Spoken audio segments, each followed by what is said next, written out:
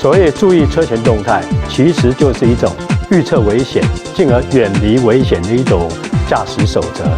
对于人车密度相对拥挤的台湾而言，随时注意车前动态，也许就可以避免一场可能发生的交通事故。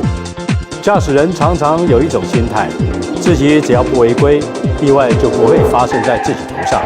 却没有想到别的驾驶人的一时疏忽，你未必闪避得了。这么说好了，就算大家都不违规，也不能保证每一个驾驶人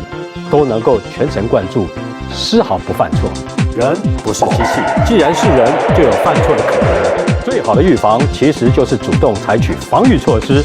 为可能发生的意外提前做准备。当你在高速公路行驶，应该启动防御性驾驶模式，驾驶人应该将警觉性提升到最高，预测车前可能发生的意外，保持行车安全距离，才能有效避免事故。到底要保持多少距离才算安全呢？简单的说，当行驶高速公路时，在正常天候状况下，行车安全距离，小型车时速除以2，大型车则为时速减20。如果觉得太复杂的话，我们还有一招，各位可以用秒距法，